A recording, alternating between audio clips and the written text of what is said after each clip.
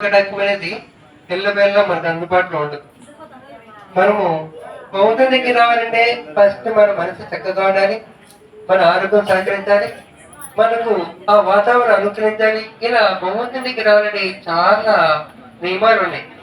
ఏదో భగవంతుడు మన కూర్చుని వస్తున్నారు లేని విగ్రహాలు ఉన్నాయి, లేదా దేవాలయాలు ఉన్నాయి, ఏదో టైం పోదామనుకో అది అవివేకం తప్ప. నిజమైన వారు ఎప్పుడైతే సమయం మనకు అనుకూలిస్తుందో అప్పుడే భగవంతుని పాదాల దగ్గరికి వెళ్ళాలన్నమాట. ఎందుకంటే భగవంతుడు మనకి ఇచ్చిన విలువైన అమూల్యమైన సమయము తిరిగి మళ్ళా రాదు. దీనికి మీకు చిన్న ఎగ్జాంపుల్ తెలియజేద్దాము. మనము భగవంతుని సన్నిధిలో ఎందుకు సమూహంగా కలవాలి, సమూహంగా ఎందుకు ఉండాలి? నేను ఒక రోజు, నేను ఒక అర్ధ గంట, నువ్వు ఒక అర్ధ గంట మనము విడివిడిగా రావచ్చు కదా దేవుడి దగ్గరికి. ఎందుకు అందరం ఒకేసారి రావాలి అనేదాన్ని చిన్న ఎగ్జాంపుల్ చెప్తాను. మనము గ్రామంలో కావచ్చు, లేదా మన ఇంట్లో కావచ్చు, అగ్గిపుల్లతో దీపాన్ని వెలిగించి మనం బయట నడుచుకుంటూ వెళ్తున్నాం దారి పెడితే. కానీ ఆ దీపం ఏమవుతుంది చెప్పండి? గాలికి ఆరిపోతుంది.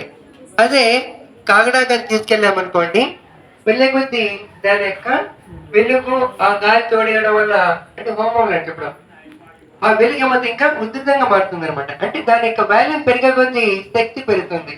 కాబట్టి మనము ఎప్పుడైతే భగవంతు సన్నిధిలో సమూహంగా అందరం కలిసి భగవంతు యొక్క ప్రార్థించినప్పుడు మన మనసులో ఉండే జ్వాల, మన మనసులో ఉండే వైబ్రేషన్ అంతా కూడా, ఆ వాతావరణం అంతా కూడా పాజిటివ్ ఎనర్జీ నింపుతుంది అనమాట. అది ఎప్పుడైతే పాజిటివ్ ఎనర్జీ నింపుతుందో, అందుకే మీకు చూడండి, ఎప్పుడైనా సరే ఒక 100 మంది 50 మంది భక్తులు భగవంతుని దగ్గర ఒక ప్రార్థన విషయంలో కావచ్చు, భగవంతునికి పూజ చేయడానికి వచ్చినప్పుడు దానిపోయినంతా అప్పుడు ఆ యొక్క దేవుడి దగ్గరికి, లేదా ఆ సమూహం దగ్గరికి, లేదా భక్తుల దగ్గరికి వస్తారు. చూస్తారు మీరు, ఒకరిద్దరు భగవంతునికి దండ పెట్టిన ఊరారు. అదే 100 మంది 200 మంది కానీ భగవంతుని ప్రార్థన చేస్తుంటే దానిపై వాడికి ఎంత అర్జెంట్ పనినే కానీ ఏదో ప్రార్థన చేస్తాం కదా అనేసి వస్తారనమాట. దానికే మనం పాజిటివ్ ఎనర్జీ లేదా వైబ్రేషన్ అంటాం. అలా పాజిటివ్ వైబ్రేషన్ రావాలంటే మనం ఎప్పుడు కూడా గుంపులుగా భగవంతుని దర్శించుకోవాలి, భగవంతునికి పూజ చేయాలి. సరే, ఇప్పుడు మనము ఈ యొక్క భగవంతుని శుభదినాన, భగవంతుని యొక్క శుభగడిలో ఒక చిన్న ధర్మ సందేశం తెలియజేస్తే మళ్ళీ మన సంజీవ రాయ్ గారు చక్కని భగవంతుని ప్రార్థనతో మనం ఆలోచిస్తారు. ఒక చిన్న ధర్మం తెలుసుకున్నాము. అసలు మన భారతదేశము ప్రపంచానికి భూ పెట్టే దేశం అండి. ప్రపంచానికి అంతటి కూడా మనమే భూ పెట్టేవాళ్ళము. ప్రపంచానికి విద్య నేర్పించింది మన భారతదేశమే. ప్రపంచానికి పిలు విద్యలు కావచ్చు, శస్త్ర విద్యలు అన్ని నేర్పించి కూడా మన భారతదేశమే. ఇలా భారతదేశానికి విశ్వగురువు అంటే ఎందుకంటారంటే ప్రపంచానికి అందరికీ ఏ విధంగా చూసినా కానీ మనమే పురుషులం, మనమే ఆది పురుషులం. అంటే విద్య నేర్పించిన వాళ్ళు మనమే, ప్రపంచానికి తిండి అంటే గింజలు పండించి భోజనం పెట్టిన వాళ్ళు మనమే.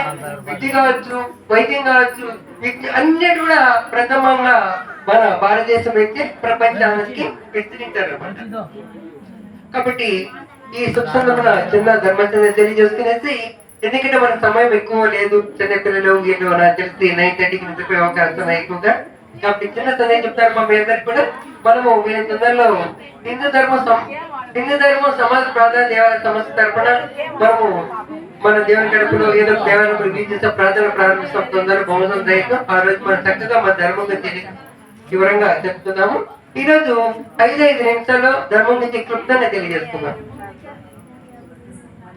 త్రేతాయుగంలో రావణాసురుడు సీతాదేవిని తీసుకెళ్తాడు. ఏ విధంగా తీసుకెళ్తాడు మీకు తెలుసు. రావణాసురుడు చాలా బలమైన వ్యక్తి, చాలా అపర శక్తిమంతుడు, ఎన్నో విద్యలు వచ్చిన వ్యక్తి, ఎంతో మంది దేవతలను ఓడించిన బలశాలి. అయినప్పటికీ సీతాదేవిని ఏ విధంగా తీసుకెళ్ళాలి? చర్చగా మీదకి ఏ విధంగా తీసుకెళ్లారని చెప్పండి. దొంగతనంగా తీసుకెళ్ళారు. మారువేషం అంటే ఏంటి? మోసం చేయడం.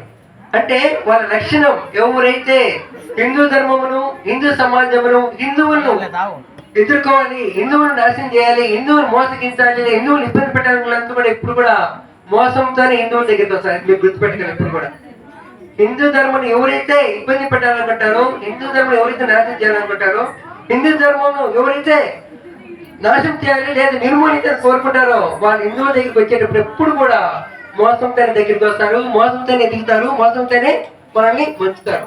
ఇది చక్కగా తెచ్చుకోవాలి. అందుకోసమే రావణాసురుడు అంత శక్తివంతుడు, అంత బలశాలి, అన్ని విద్యలు గలవాడు కూడా సీతాదేవిని మోసంతోనే తీసుకెళ్ళాడు. ఆయన అనుకుంటే ఏ విధంగా తీసుకెళ్తాం, అంత బలశాలి, ఆయన ఎదుర్కొచ్చే వాళ్ళు ఎవరు లేరు. అంతటి వ్యక్తి కూడా ఆమె మోసంతో తీసుకెళ్ళాడు. ఎందుకు మోసం చేయాల్సి వచ్చిందంటే ఆయన యొక్క వాళ్ళ రక్తంలో గుణం అలాంటిది, సరదా ప్రభుత్వది. వాళ్ళు ఎన్ని విద్యలు వచ్చినా ఏం చేసినా ఆ యొక్క మోసమైన గుణంతో వాళ్ళు ముందరికేస్తారు. అది కాదు. సరే, సీతాదేవిని ఆయన పుష్పకుమారంలో తీసుకెళ్తాడు ఆకాశ మార్గాన. అప్పుడు ఒక పక్షిరాజు చూసింది. ఆ పక్షిరాజు